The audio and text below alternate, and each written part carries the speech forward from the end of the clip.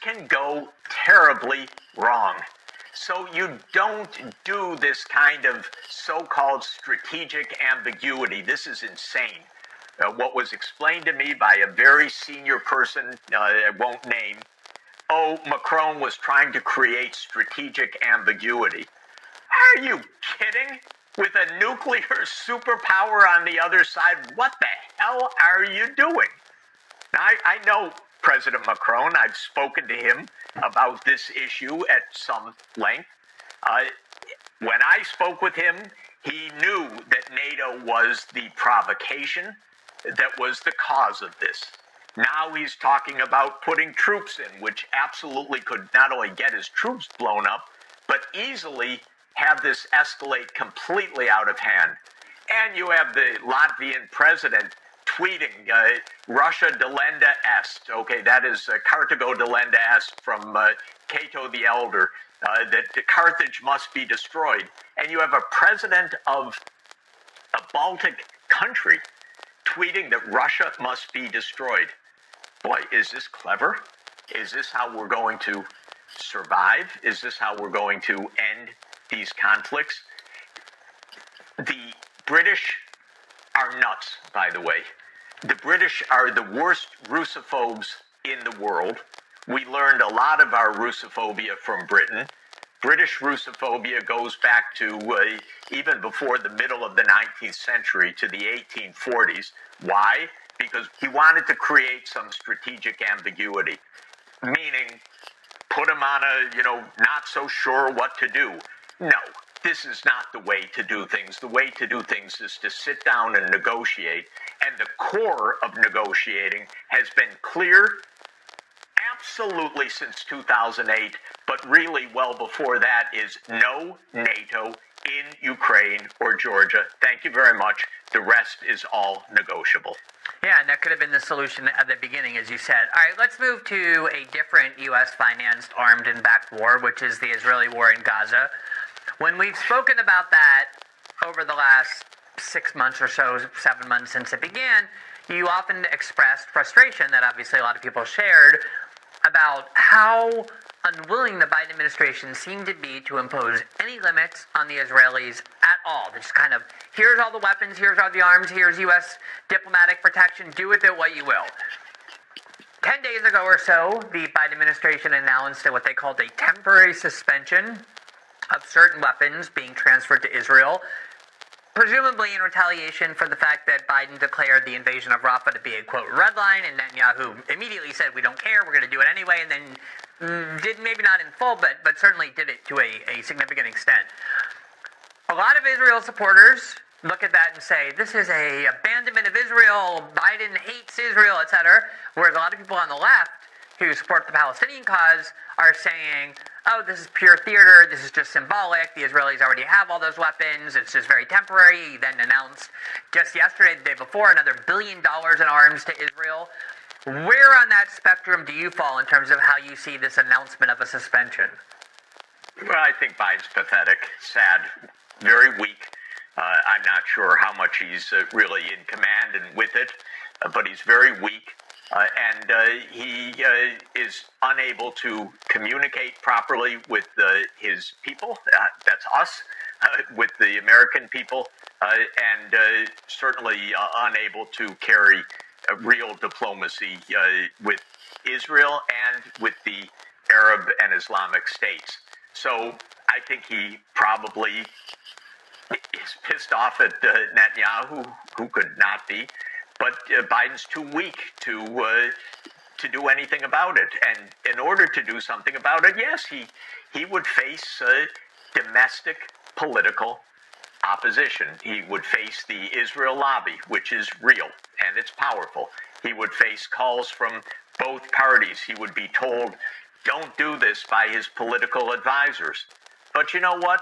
Presidents are hired, actually, to do things that keep the world from blowing apart. That's, if they do their job, that's their job. And Biden should stand up and say, no more, Bibi. We're not doing this anymore. And there is going to be two-state solution, and we're voting in the Security Council for UN membership of Palestine, and Biden should explain to the American people what this is all about, and he would find overwhelming support. He'd actually probably get a big boost for his reelection, because what he's doing right now is utterly unpopular and utterly against the will of a large part of the American people. It's clear. Only about 30% say they support Biden's approach in the Middle East, so he fails to communicate. He fails to take any action. I don't think it's a fake. I think it's just he's a very ineffective president. The times we've talked before about the Israeli war, we've talked a lot about what their motive is. Like, what are they really after in this onslaught that has no end? And we talked about, the stated goal is to destroy Hamas, eliminate Hamas, make it no longer existing in the Gaza Strip. Other Israeli officials obviously want, because they've said, a complete annexation by Israel of both the West Bank and the Gaza Strip. They consider it part of Greater Israel. I think now there's starting to be a pretty big recognition that Israel isn't going to achieve any of those goals. They're not going to eliminate Hamas. There's no chance of that. And they also have no plan for what will happen to, who will govern Gaza after this is done, when you have 2.2 million Palestinians there. How is Israel going to possibly manage that at the same time when you have them expanding their control of the West Bank? It seems to me, I guess I'm wondering whether you agree, that a big part of the Israeli motive at this point is simply a desire for vengeance and bloodshed, kind of a hatred that has been accumulating against Palestinians in that country, a leadership that has encouraged that, and then October 7th, understandably, like 9/11, provoked a lot of anger and rage and desire for bloodshed in the United States, provoked that as well, but it didn't endure for this long. What are the Israelis doing in their mind? What do you think is their thinking behind all of this? I don't think it's simply vengeance and bloodshed. I think it is calculated, but like the calculations we talked about with regard to Ukraine, I think the calculations are wrong, but they're very clear calculations. The calculations of the Israelis, encouraged by both Trump and Biden, is you can have it all. You can continue to essentially be so-called Greater Israel, meaning you don't have to really make any political concessions. You can run an apartheid state. You can essentially have control over the occupied Palestinian lands, and you can have peace with the Arab neighbors. That was Trump's idea, the so-called Abraham Accords, and that is Biden's idea until today, which is we can entice the Saudis by giving F-35s, by giving nuclear technology, by giving a defense agreement. We can entice the Saudis to normalize relations with Israel despite what's happening right now, despite a genocide and despite everything. Through all of these incentives, Israel becomes secure. The Saudis are happy. The Arab world's it's okay. The losers are Palestine, and we get on with it. That's the calculation. I think it's not only cruel and immoral, I think it's dead wrong. And I don't find these people very bright. I have to just say it. I don't think they calculate right. I don't think they understand what they're doing. I think it's an extraordinarily weak team and a very weak president. But I won't necessarily name individual names, but these people running around to Riyadh and so forth and then announcing we're close to an agreement with the Saudis, this is tactical stuff. The thing that is different for you and for me, we actually think, my God, 50,000 people dead, probably, or 100,000 people dead. Of course, the official count's 35,000, but we know that it's multiples of that because of all the uncounted deaths, direct and indirect. But I don't think they count those numbers the way we do. They don't even count 500,000 dead in Ukraine as all that big a deal. I mean, after all, what's 500,000 people when we're talking about the stakes of global hegemony?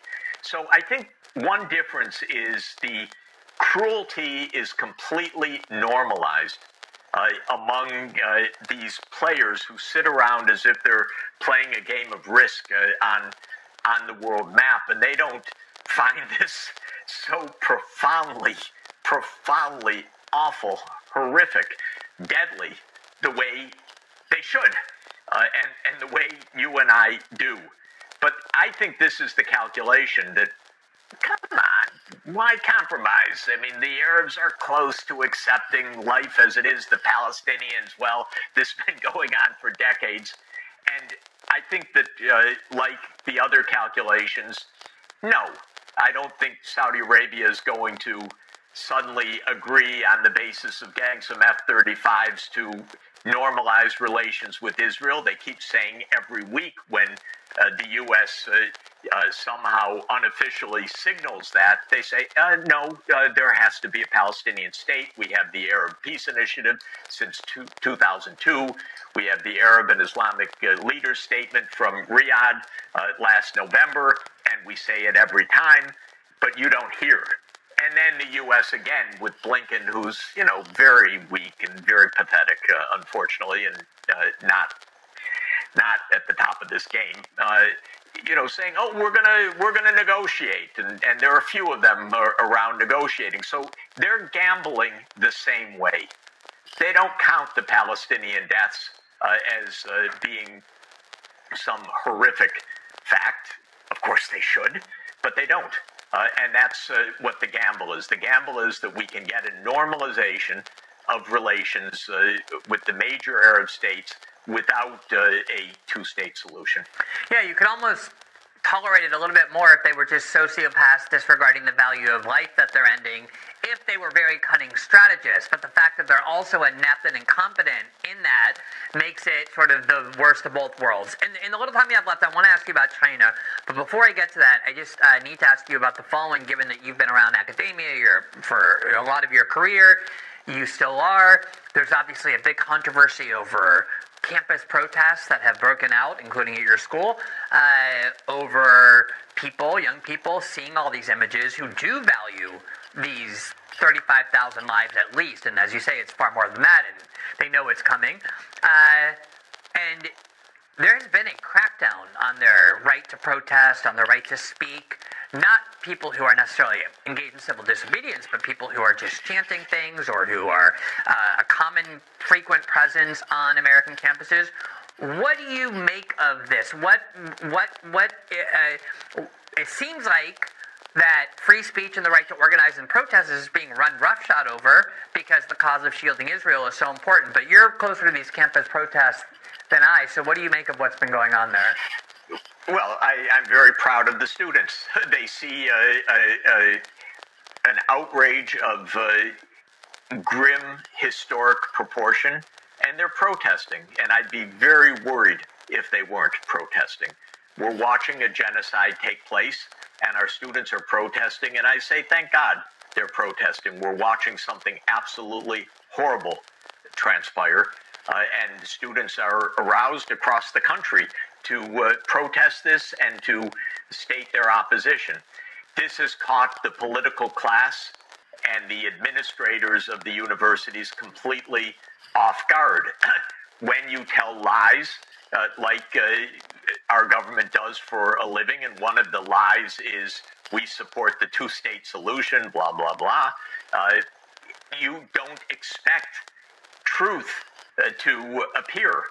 And the fact that young people are aghast at Israel's actions is a shock to the political advisors to Biden in his reelection, a shock to the Israel lobby. How dare they? This is a pro-Israel country. We've never heard from young people about this. And the administrators are basically, responding in a completely wrong way to the pressures from Congress and from their donors. And they panicked, and they did it all wrong, and they have really profoundly ruptured one of the most important institutions of any country's life, which is its universities and young people who need an environment to learn to be critical and to think critically and to understand what's happening in the world. I was on a call today with university presidents around the world, and one from New Zealand pointed out that in the New Zealand university law, this is a law, the universities are identified as the critics and conscience of society. I thought, how wonderful, and how completely different from the American situation now, where you have these dunderheads in Congress basically trying to break the university life, and you have administrators doing their bidding for them. So it's very sad for America and very dangerous, and huge abuse of the students who are afraid, who have been arrested, who have been expelled, who have been suspended for doing nothing more than speaking the truth and calling out the crimes of Israel and the United States, which is utterly complicit in this, and gotten the police landing on their heads for what they've done. Yeah, I mean, I always conceived of universities, of academia, as being the most important bastion to protect the right of dissent. I always thought that that was why professors have tenure, why there's academic freedom, precisely because that's the one place where we're going to allow dissent of all kinds to kind of thrive in order to make sure we have open discourse. And as far as the students are concerned, I think one of the main reasons why they're so motivated is because they've seen what's going on in Gaza really for the first time because of social media, things like TikTok, and that's why the government, again, is so eager to take those platforms away, because they're getting to see the truth, and that's the one thing we can't have. All right, let me ask you about China in the little time we have left. Earlier this week, there was this very interesting development where Viktor Orban, the Prime Minister of Hungary, who has kind of become a folk hero to the populist right of the United States and around the world, met with President Xi, and he's done this many times. The relationship between Hungary and China has been growing, it's been solidifying, and Orban talked about how the partnership that they have with China is central to Hungary's future prosperity. We're seeing this in all the regions where the U.S. used to have full dominance, in South America, in Africa, in Asia. What role do you think the kind of resentment toward American foreign policy, this perception that America throws its weight around and starts wars? The last time China started a war or was involved in a war was 1979, 45 years ago. Is that resentment? And by the way, that was a basically 1 month. Yeah, a 1 month border dispute, basically. Little punishment of Vietnam for its actions in Cambodia. Exactly. It was a 1 month war. So is this resentment helping China kind of attract and take away partners and allies from the United States? And more broadly, why is China having so much success in getting countries to migrate toward their alliance, toward their axis? Well, look, basically, China is doing a good job of economic development and technological advance. And over the period from 1980 until today, it's had the most remarkable economic transformation through very high saving, very hard work, unbelievable improvement in educational access and quality. They've just done a tremendously good job. China remains poorer than the United States per capita. It remains poorer than Europe per capita. But the advance has been tremendous. The improvement of the quality of life has been tremendous. And because China's 1.4 billion people compared to the 335 million people in the United States, 4 times larger, the size of the Chinese economy in absolute terms is larger than the U.S. if you measure it at a common set of international prices, what's called purchasing power adjusted prices. China's done a good job. We should be pleased that 1.4 billion people have gotten out of poverty, We should be pleased that China is making available low-cost photovoltaics, electric vehicles, wind turbines at low cost, the things that could make possible the ecological transformation, the energy transformation. Instead, we're in a profoundly neurotic state in the politics in this country's leadership. China must be an enemy because it's large and successful. Basically, what's happening is China is a threat to U.S. hegemony. It really is. It's not a threat to the U.S. It's not a threat to you. It's not a threat to me. It's not a threat to taking over the United States at all. But it is a threat to the claim that the U.S. runs the world. And that is leading to a neurotic reaction. And if you want to see the neurotic reaction, people should look at Foreign Affairs magazine, which is the magazine of the Council on Foreign Relations, the establishment institution. Every issue is, are we still number one? What are we going to do? How do we stay ahead of China? How do we contain China? Everything is about China. Not because China's threatening us, but because China is showing we don't run the world the way we like to think we run the world. So most of the world is not gravitating to China. Most of the world is saying, don't make us choose. Don't make us be on your side versus China's side. We just want to have life. We want to trade with China. We want to have a perfectly normal relationship. We want them to help us build a fast rail or a new power grid. Why are you telling us that if we do it with China, we become an enemy of the United States? This is where we are so messed up. And when China has this big industrial structure, we now say that's overcapacity. This is a term that didn't even exist before. There's no overcapacity in China. The world needs what China produces. It needs solar modules. It needs wind turbines. It needs electric vehicles. We're in a climate crisis, so we need all that stuff. We should be encouraging this development. We should be encouraging China's making loans and investments in developing countries to help them make their energy transformation. But China is a threat to America's delusion that it runs the world. Well, actually, there have been three major negotiations in Ukraine that should be mentioned. The first one goes back to 1990, just before the Soviet Union itself disbanded. The first negotiation was between Gorbachev and President Bush on the end of the Cold War. And Gorbachev said, we will disband our military alliance, the so-called Warsaw Pact. And the United States said, we will not take advantage of that. You allow Germany to be unified, reunified, and we will not take advantage of that. And specifically, the famous pledge was, NATO will not move 1 inch eastward.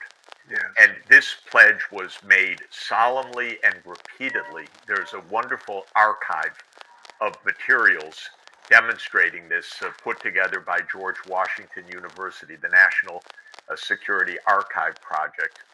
And it shows that this is the way that the Cold War ended, through negotiation. As soon as the Soviet Union dissolved in December 1991, the U.S. reneged. But Russia was the successor state, even in law called the continuation state. What was said to the Soviet Union needed to apply to Russia. But as soon as the Soviet Union dissolved, the American strategists in the Defense Department in 1992 under Cheney and Wolfowitz and Rumsfeld started the plan for a unipolar U.S.-led world, or sometimes called hegemony, or sometimes called full spectrum dominance. And the idea there was that NATO would enlarge at will. That's the first negotiation. Second negotiation I would mention was in 2008, the U.S., which had already pursued NATO enlargement repeatedly against promises. Already, NATO had expanded to 10 more countries, actually, to Poland, Hungary, Czech Republic, Estonia, Latvia, Lithuania, Bulgaria, Romania, Slovakia, and Slovenia. By 2008, the U.S. said, now we go to Ukraine. And the Russians said, no, you don't. That's our border. No, you don't. And the U.S. said, yes, we do. And the Europeans were kind of aghast, but George W. Bush Jr. pushed it through the 2008 NATO Bucharest summit.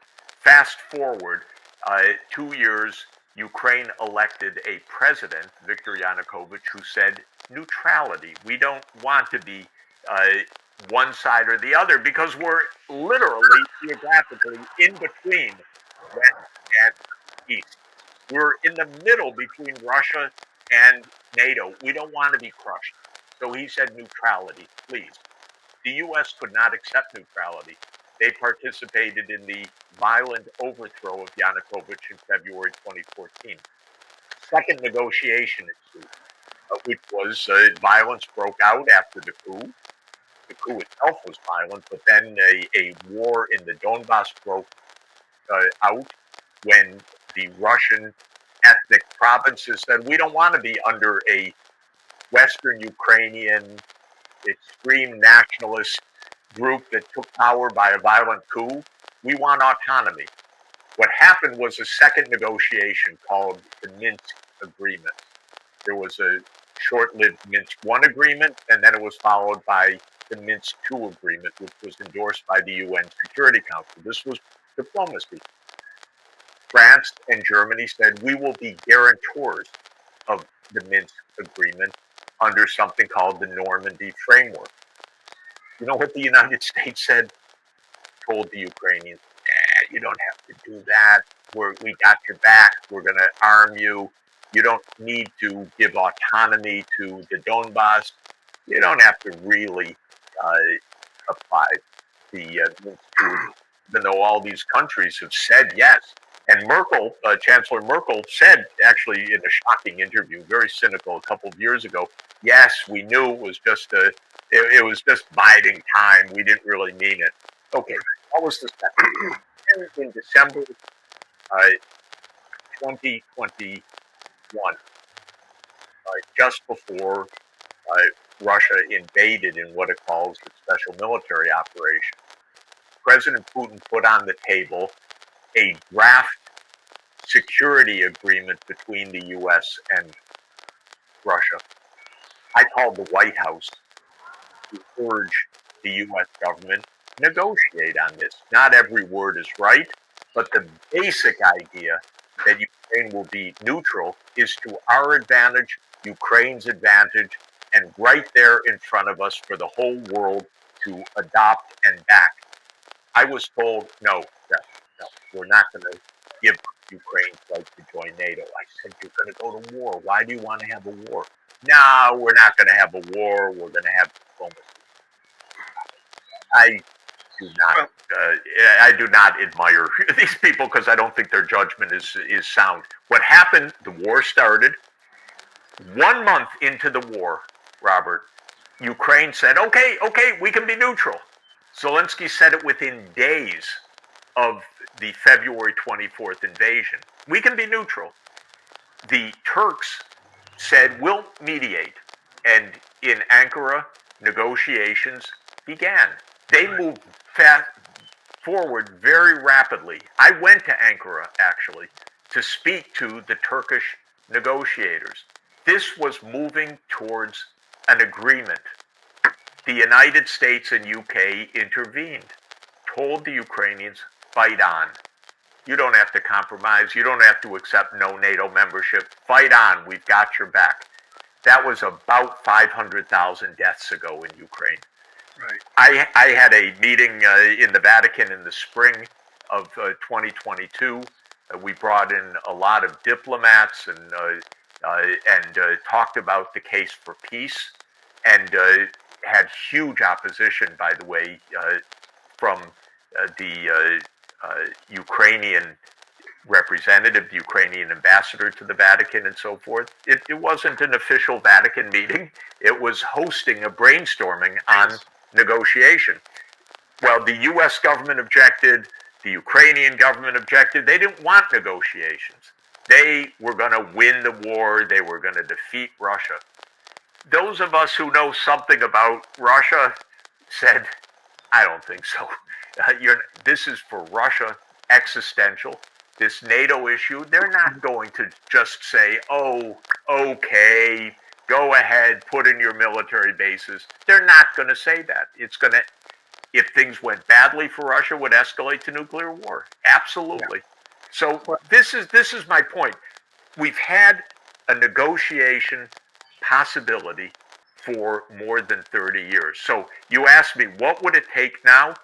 One phone call from President Biden to President Putin that says, you know what, Vladimir, you're right.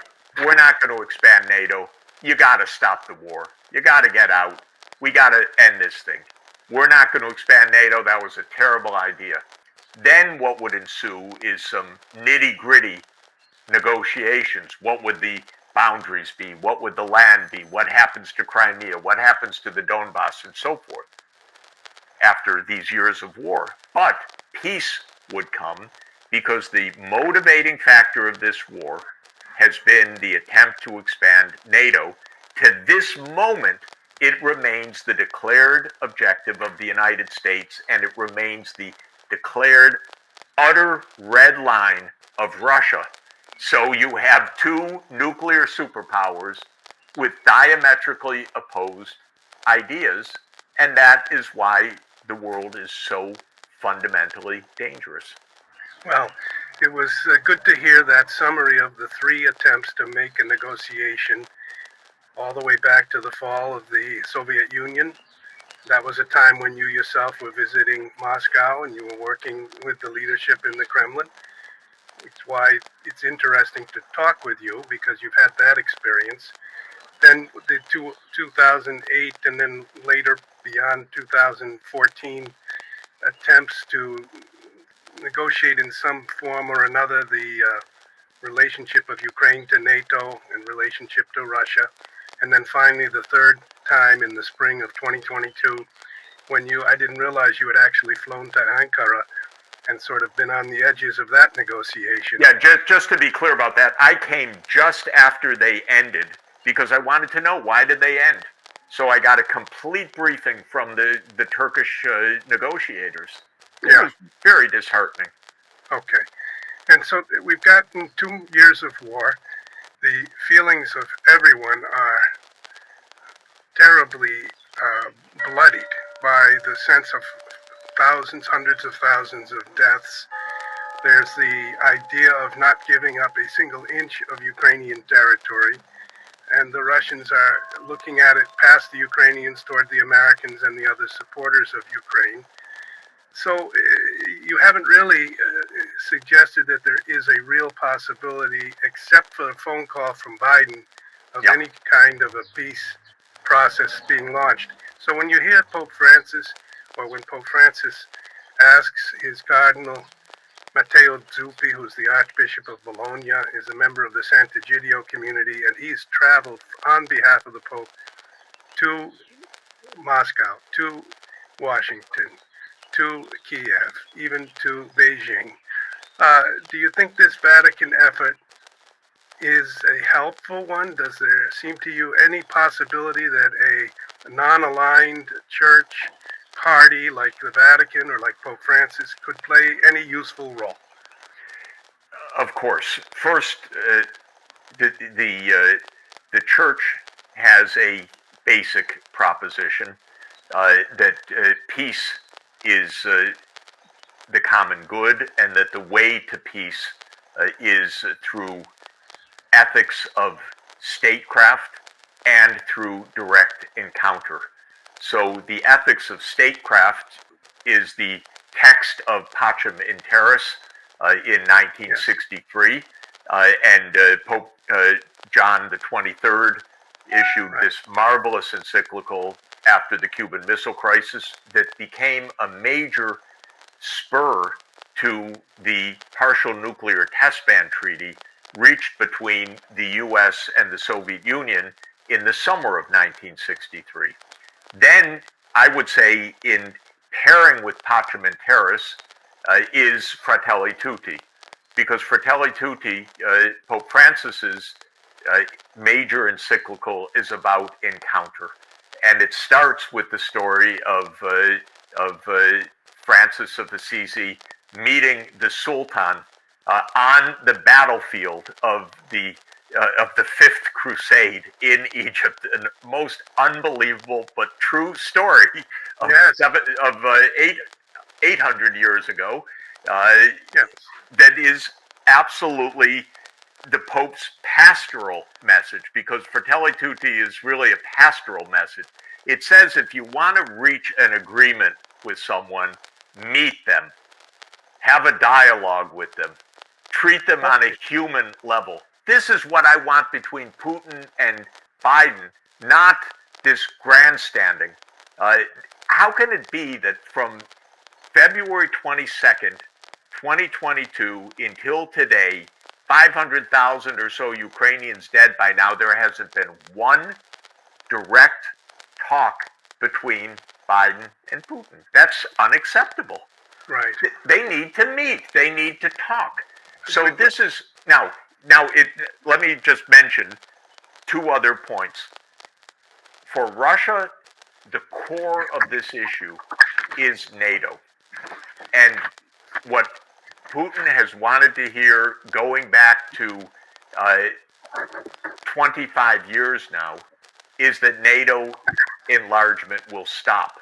It's the one thing that NATO never will say until today. Even the Secretary General of NATO, Jens Stoltenberg, these days, after all of these deaths, say Ukraine will be a member of NATO. As long as he says that, Ukraine is on the path of complete destruction.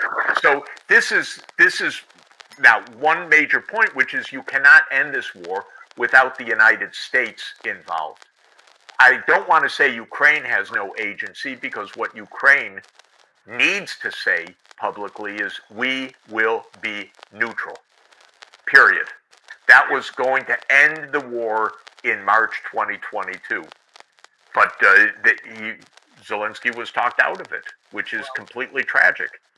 We do have a tragedy here. It's like a bloody mess, and everyone wants to somehow come out a victor. Exactly. Meanwhile, the boys are being killed. Exactly. Everyone wants to be a victor. No one wants to just end the killing. Yeah. And then, by the way, Robert, just an interesting point. I mean, horrible in my view. One of the literal moments of stopping the 2022 negotiations was a visit by Boris Johnson to Kiev. Right. Boris Johnson was then the Prime Minister of the UK. Now, Boris Johnson just said recently, we can't let Russia win. That would be the end of Western hegemony. Those are exactly the words he said. What does Western hegemony mean? Western hegemony means we won. You know, it's got to be victor. We are number one. It is like playing, plant the flag or whatever, the king of the mountain when you're 8 years old. This is how they think, these people. They don't think about peace. They don't think about stopping wars. They think about their hegemony. Well, anyone that says that is way off track.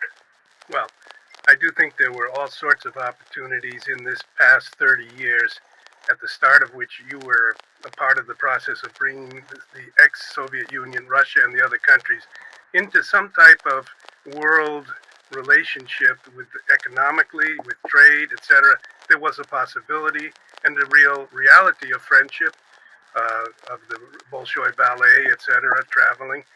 And that could have been built on, and somehow, bit by bit, after 9/11 and then forward to these recent wars, we've lost that opportunity. I think there's a historical judgment to be made that we lost a great opportunity in this period. Yep, I agree with you. But now we still have to say, if another 100 or 1,000 or 10,000 of Ukrainian boys and also Russian boys are going to the front, and their arms are being shot off and their legs are shot off, can't this be stopped if you fast forward in your mind to what could be a potential solution?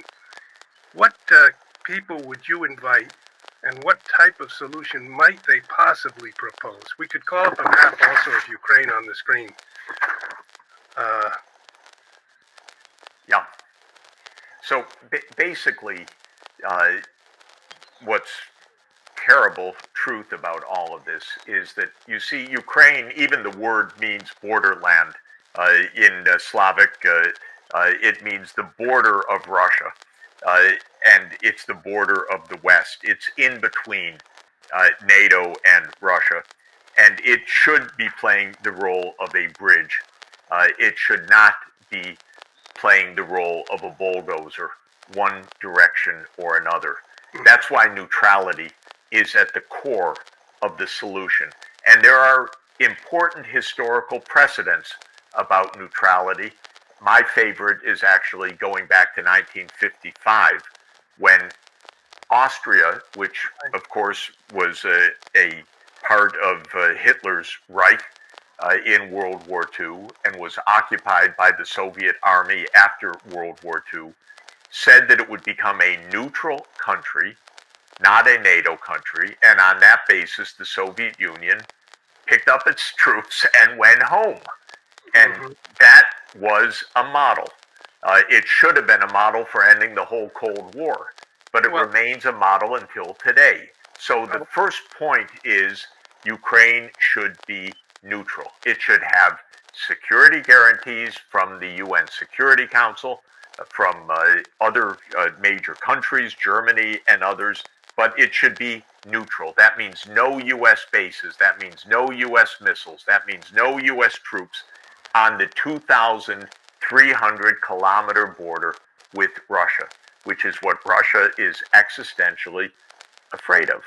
Second issue is Crimea, which we see right there on the map. Crimea has been the home of Russia's naval fleet since 1783.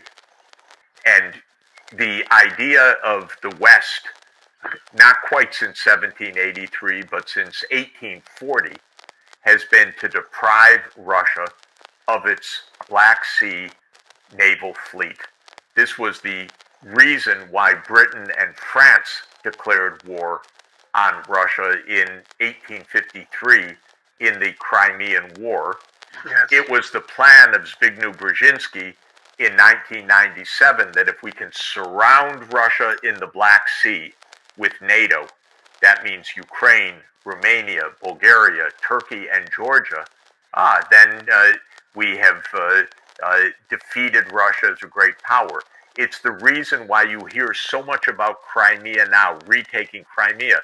This has been a fixation of Britain since 1840. So this is wrong. Russia in 2012 negotiated with neutral Ukraine that it would have a lease on its naval base to the year 2042. A lease. But then when the overthrow came, Russia took back Crimea, saying, no, we're not going to let NATO push us out of the Black Sea. We know that's what they want, and we're not going to let it happen. Well, Crimea is not going to go back. Believe me, this is a bottom line.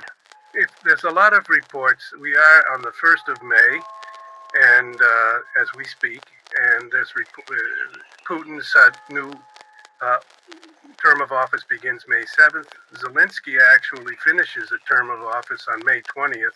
Yep. There's been reports that there are even some small battalions of Ukrainians who have actually deserted on the front lines, as the pressure of the Russians is very strong, and the Western powers still have not given to the Ukraine or the other reasons have prevented them from giving air support. There's reports that this entire front may collapse, and that the Russians could go forward all the way to the river there in the middle of the map. The Dnipro, yeah. And starting up with Kharkiv, which is the city at the top. It's not listed on this map, but it's just there in the top center. If that would happen, this would expand the war, we might say. It would raise the stakes. And if we were to look at just this particular stage, couldn't there be an opportunity here on the basis of this map to draw up some type of agreement? Absolutely. Today, the war could end. Ukraine neutral, and if even on these on the current contact line, the Russians claim 4 regions. They claim not only the 2 Donbas regions, Donetsk and Lugansk, but also Zaporizhia region and Kherson region, which are to the southwest. They don't have full control over all of them. My own view is that on the basis of Ukrainian neutrality, you could set the territorial issues probably along the contact line right now. But that's part of what negotiation would be about, All right. those details. But I think your point is completely right, Robert. The longer this goes on, and with the U.S. claiming still today, NATO enlargement,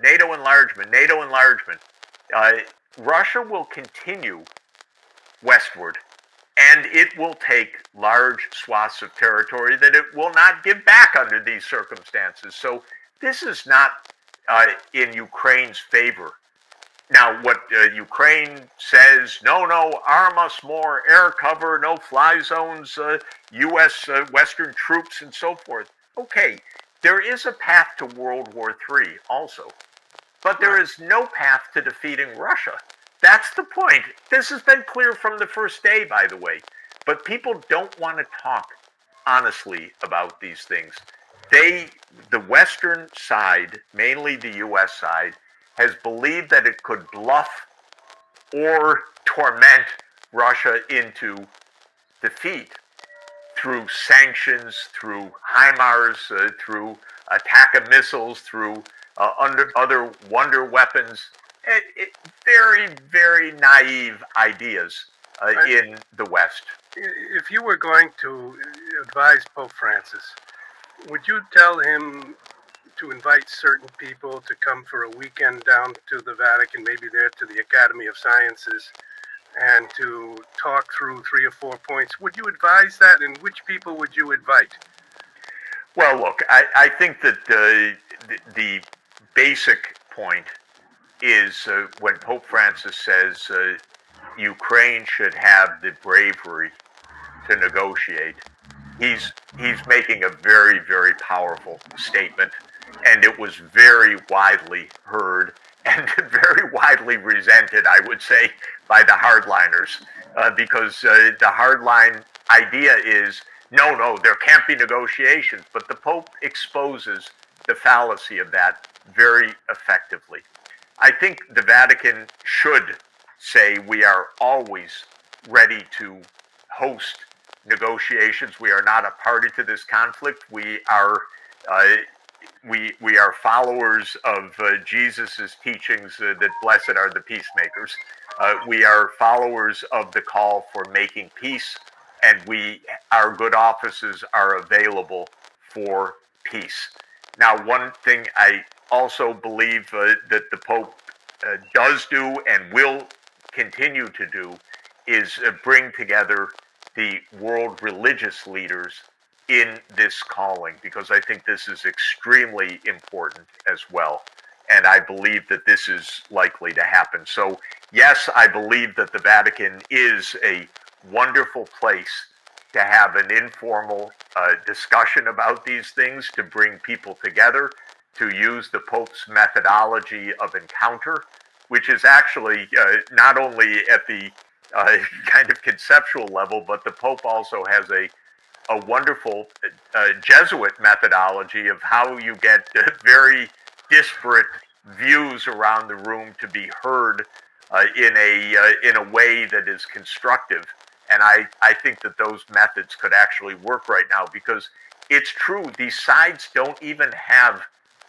they don't seem to even have the mechanics of talking to each other. And this is completely deadly. Yeah. Well, we appreciate this conversation. There are all sorts of people in Russia, Ukraine, and in the West who wish that this war could come to an end. And some of them are in the same church or the same sort of idea about humanity's future, but they can't seem to find a location where they can come together, propose something, and have a kind of peace option or peace movement emerge as a real opportunity. So the fact that you are talking about it is great. We appreciate you very much. The fact that the Vatican may continue its efforts and possibly they'll bear some fruit is a hope that we have. I think the efforts will bear fruit, and I will say one thing: I'm hoping the war ends in 2024. But I also want to recall that next year is a Jubilee year. That's a great time for real peace to be to bloom everywhere. So we should look forward to a Jubilee year as well. I'm an economist. I'm not a conservation biologist or a specialist in your topic of integrative conservation. But I am working with the United Nations actively every day to try to implement the globally agreed goals that we have set for sustainable development. So I'm constantly wondering about and worrying about how we can actually achieve what we have set out to achieve. Now, the basic problem is that our institutional framework, our politics and our economic institutions are not aligned with sustainable development. They are not aligned with conservation. They are not aligned with stabilizing the climate. They are not aligned with protecting biodiversity. So we are in the middle of a crisis. The crisis has been underway for many decades.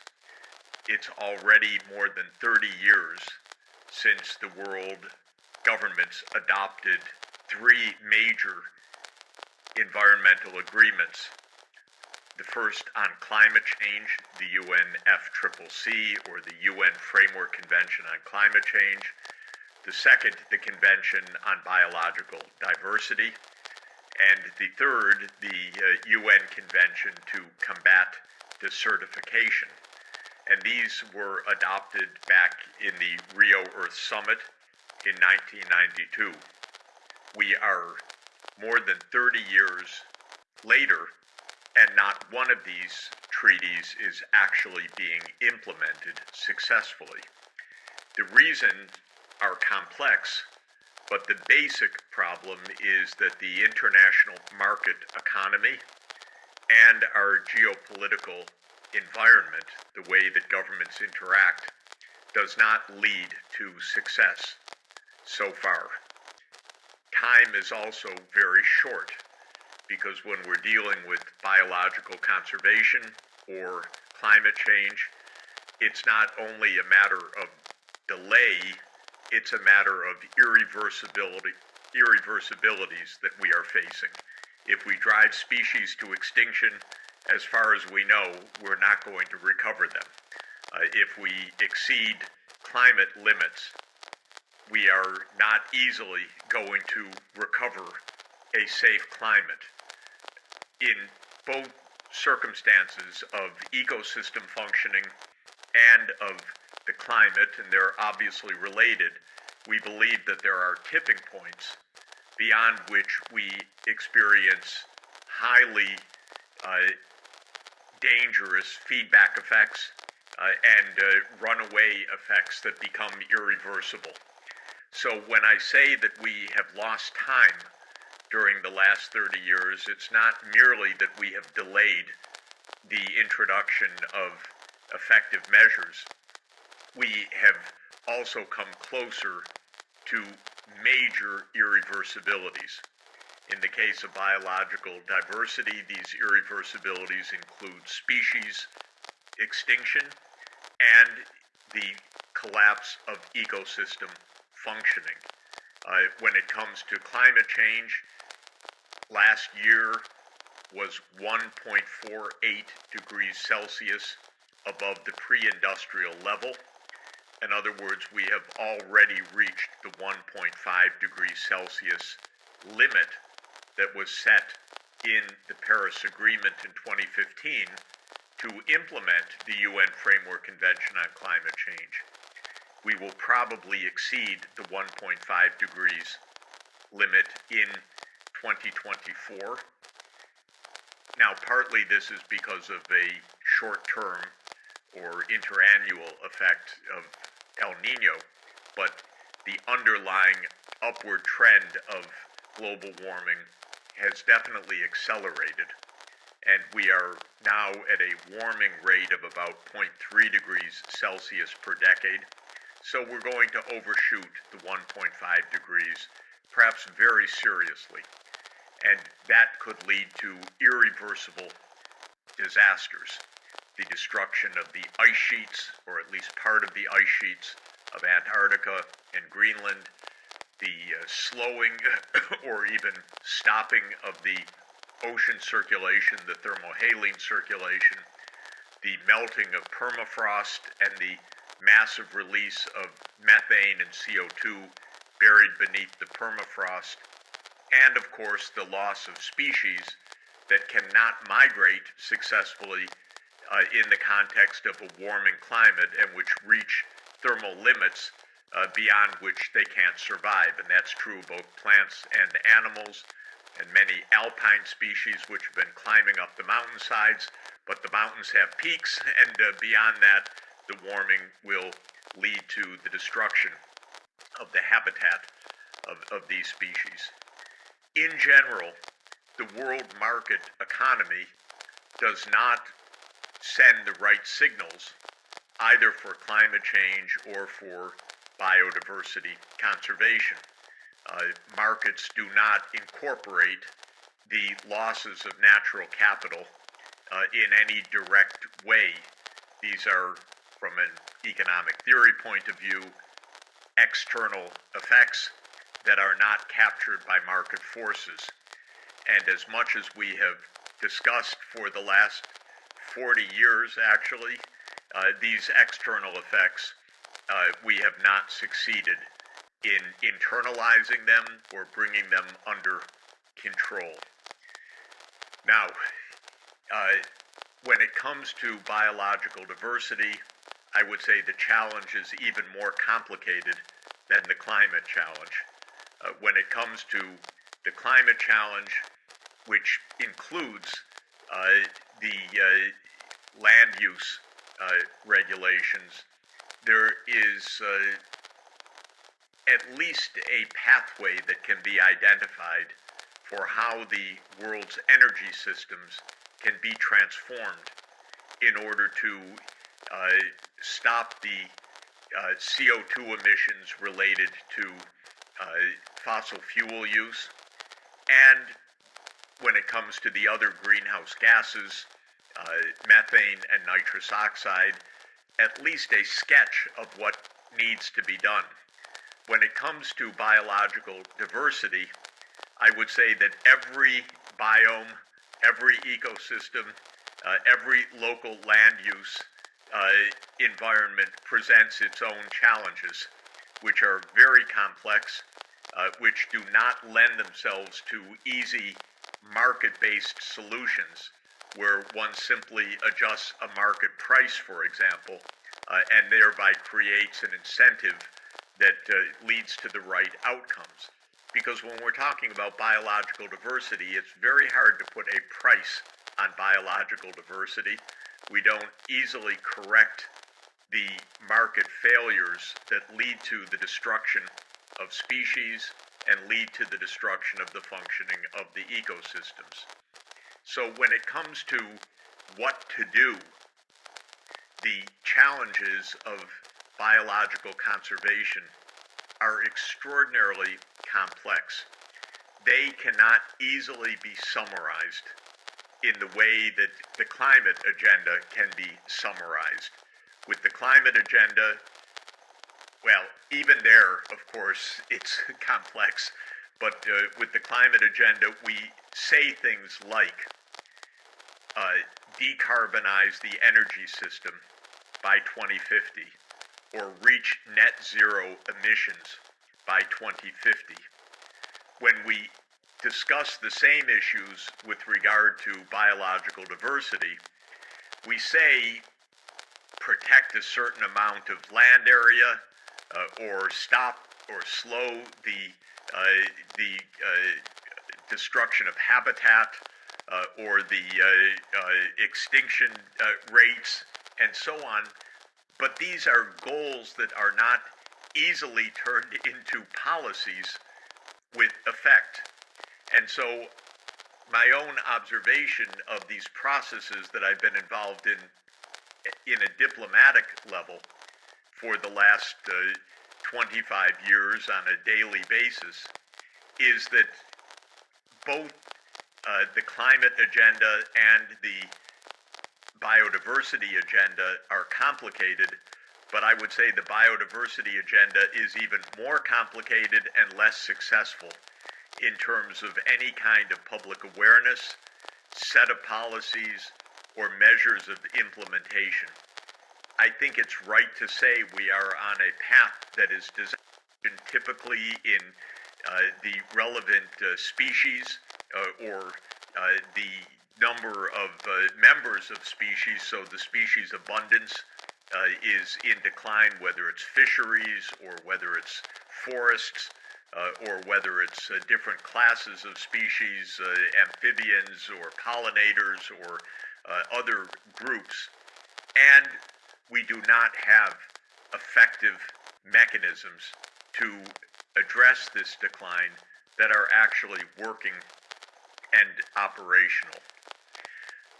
So what to do? My own approach, which I advocate for all issues, and I should say that when it comes to sustainable development, we're talking about not only the environmental crises, but also the social crises, the economic crises, the problems of extreme poverty. We have 17 SDGs, Sustainable Development Goals, after all. We have the climate crisis and so forth. My own view is that we need much more detailed specification of our objectives, of the ways to achieve them, and of their incorporation into national plans on a scientific basis, and then the identification of the policy instruments, whether it is economic incentives, regulation, land use, protected areas, and so forth, for how the scientifically specified objectives can be achieved, and then a systematic and frequent monitoring mechanism so that we are not simply meeting every 5 or 10 years to understand how bad things are going, but actually reporting almost in real time using extensive satellite data and ground truthing data so that we have a rapid feedback of data to confirm or disconfirm whether we are on the right track, and to enable not only monitoring and understanding the state of affairs, but also enforcement mechanisms that typically mean enforcement against illegal actions like illegal fishing or illegal clearing of forests or illegal use of scarce fresh water supplies and so forth.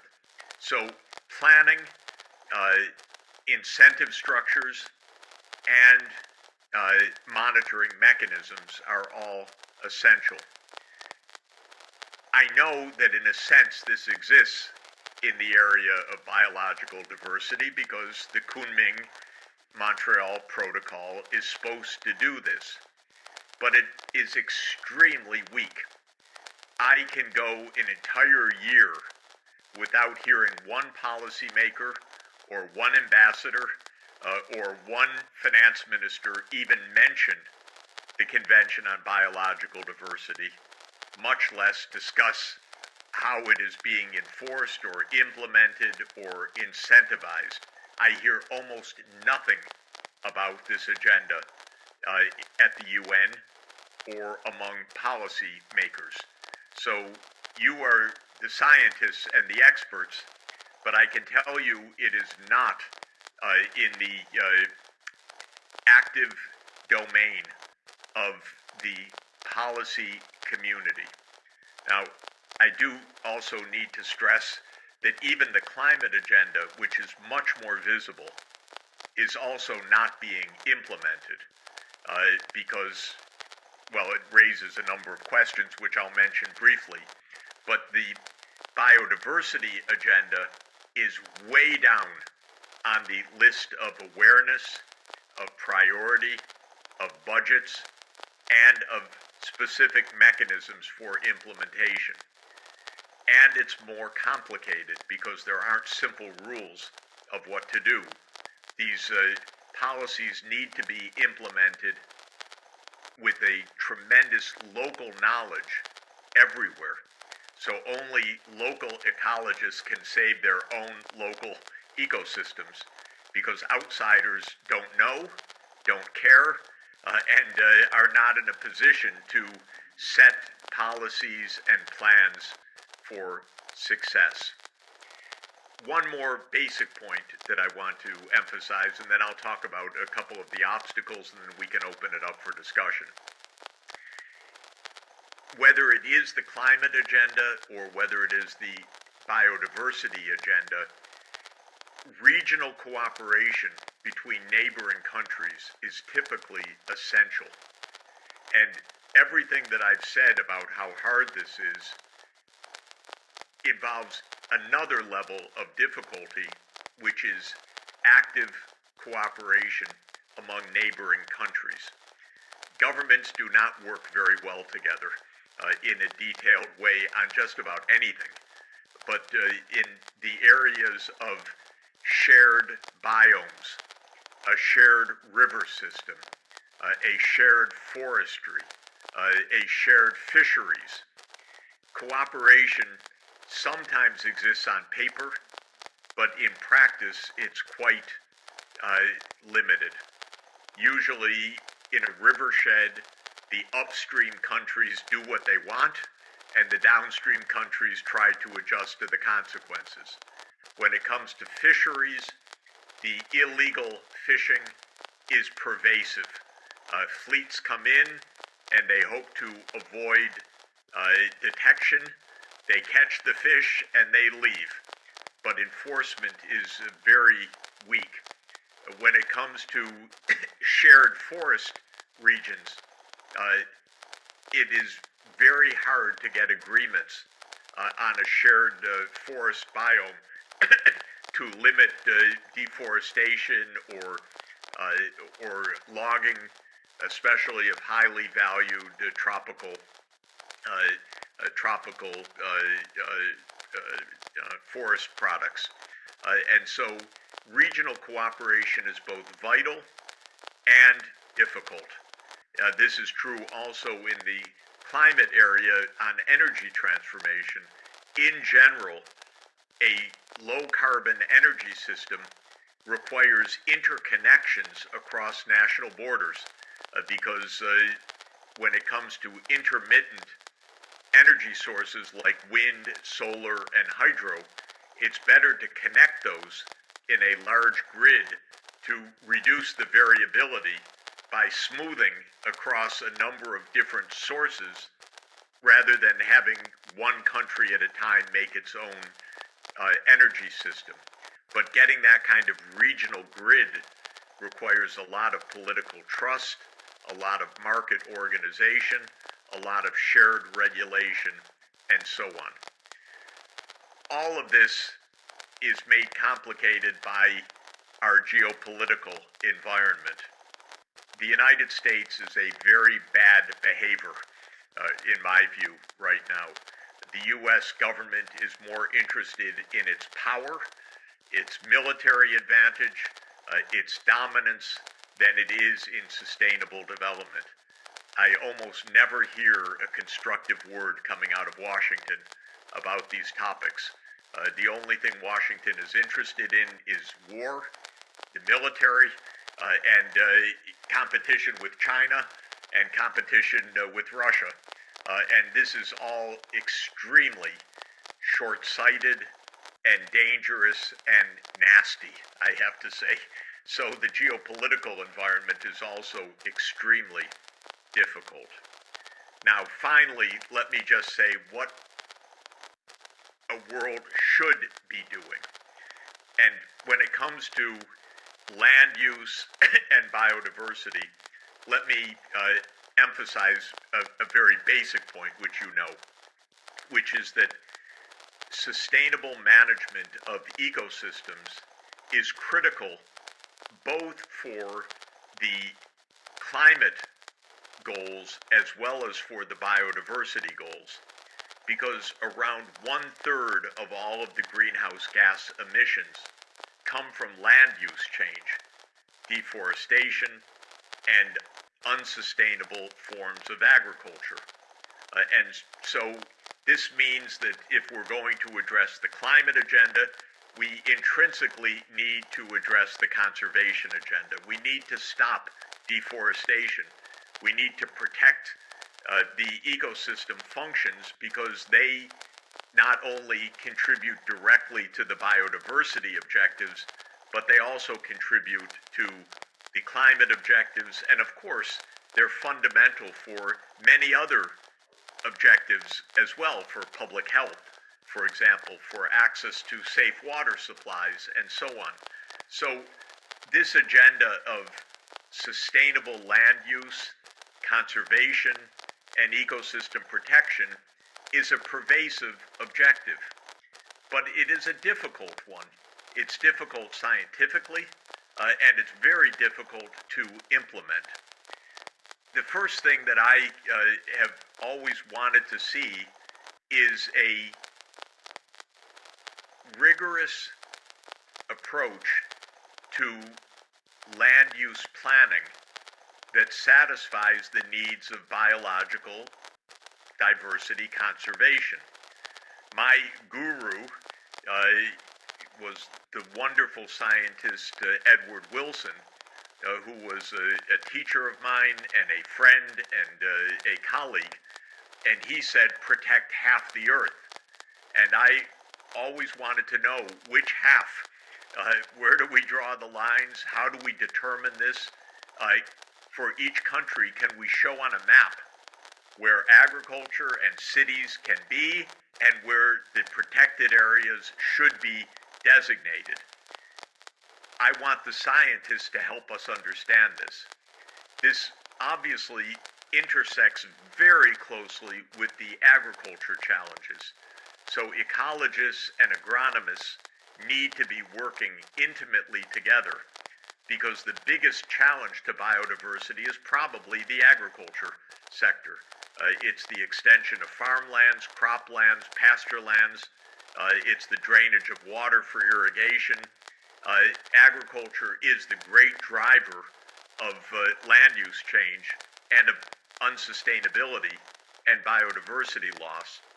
And yet the agronomists and the conservationists tend to view each other as enemies rather than as colleagues for how to actually draw the right maps to say, here's what can be done here and here's what should not be done here. Now, suppose we had an ideal map of the world that identified where the reserves should be, where agriculture should be under different conditions, how the rivershed should be used, how the fisheries should be controlled, and so forth. Suppose we knew that by the magic of ecological sciences, we would then face the question, how could such a vision actually be implemented? Because it would not be consistent with market forces. Market forces would say, chop down those trees and grow palm oil, deforest and open up more pasture land, and so forth. So the incentive questions become very crucial. Once we know what to protect, then we need a structure how to protect them. Let me just observe that we do not have even a basic incentive structure for conservation almost anywhere in the world. There is almost no active valuation of ecosystem services. There is no funding to keep forests standing. There is very little enforcement of mechanisms like tradable quotas for fisheries. Forests are routinely chopped down, even when they are designated as reserved areas, because illegal logging is quite profitable typically. I was taken a few years ago in Borneo, in Kalimantan, to a protected region, and all I saw for 50 kilometers was trucks carrying out giant tropical logwoods on their way to the Chinese market. So it was completely being deforested, but in name it was a protected area. So we need incentive structures and enforcement structures that don't exist. There are basically, there are several kinds of tools that in principle could be used. We could be paying communities to protect the nature, even paying indigenous communities, for example, to be active stewards and guardians of their ecosystems. We could be paying to keep land areas intact rather than utilized.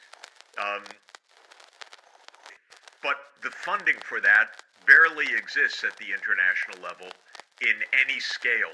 So we have demonstration projects, small scale projects, but we don't have anything like the scale of resources that would be needed for this kind of protection.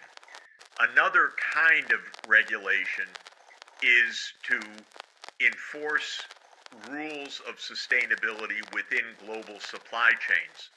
So a buyer of tropical logwoods would have to certify that the source of those logs is a sustainable source, or the purchaser of soybeans from Brazil would have to certify that the soybeans did not come from a deforested margin of the Amazon, and so forth. And Europe is trying to introduce such supply chain rules. They're very rudimentary, and most of the supply side countries, whether it's the Southeast Asian countries that provide palm oil, or whether it is the South American countries that provide feed grains and meat products, resist this kind of regulation. They don't want it, they don't like it, and so really implementing this kind of sustainable supply chain rule, I think, is promising but very difficult. Then comes the enforcement issue. Almost any of these mechanisms is subject to cheating and subject to illegal activities. And in order to enforce such agreements, there needs to be policing, and there needs to be very active monitoring. I think one of the most important good points is that with satellite data, we can have daily monitoring. In fact, we can create real-time data on where deforestation is taking place, or where ships are where they should not be in fishery zones, and so on. So we have the capacity for monitoring that is much, much greater than it was ever before, because it can be done remotely and digitally. But still, We haven't implemented such systems in a detailed way. So maybe I'll pause here just to say we're running out of time. We need the scientists to say, here is what to do. Here are the rules that could actually be put in place. Then economists like myself can probably help by coming along and saying, here are incentive structures or regulations or financial mechanisms that can help to enforce what you, the conservation biologists, have identified as the substantive need in order to achieve the conservation goals that the world has set. Then, of course, we have the ultimate issue of trying to get the attention of our governments. For me, in the United States, this is especially hard because my government is especially nasty, I would say, incompetent and corrupt. And so it's rather difficult to get their attention because they're much more interested in war than they are in peace, and they're much more interested in unilateralism than they are in cooperation, but we have to try. So this is maybe where I'll stop and turn it back over to you for discussion. वो आपने लेने हैं इसके लिए उसके बाद आपको जिसको स्पीड बढ़ाना चाहते हो या घटाना चाहते हो तो आपको वो डिसाइड करना है क्लिप या फिर पूरी इस तरह की वीडियो भी हो सकती है ये जो आगे मेरी सारी वीडियो ये भी हो सकती है इसकी भी स्पीड मैं बढ़ा या घटा सकता हूँ। दाईं तरफ जाऊंगा तो कम होगी और अगर बाईं तरफ मैं काइन मास्टर को ले ये जाऊंगा तो ये दोस्तों ये बीच का ऑप्शन मैं आपको समझा भी देता हूँ। ये दोस्तों बीच के ऑप्शन ये वाले ये इनको दोस्तों करना है। अगर आप दाईं तरफ जाओगे तो कम स्पीड होगी, अगर बाएं तरफ जाओगे तो स्पीड कम होगी। उम्मीद करता हूँ दोस्तों आपको ये वीडियो पसंद आई होगी और अगर आपको वीडियो पसंद आई है तो आपने वीडियो को लाइक कर देना है और कमेंट में बताना है कि आपको कैसी लगी है वीडियो और अगर आपको कोई और वीडियो चाहिए तो इसके लिए आपने मेरे चैनल को सब्सक्राइब कर देना है। तो मिलते हैं किसी और वीडियो में। शुक्रिया।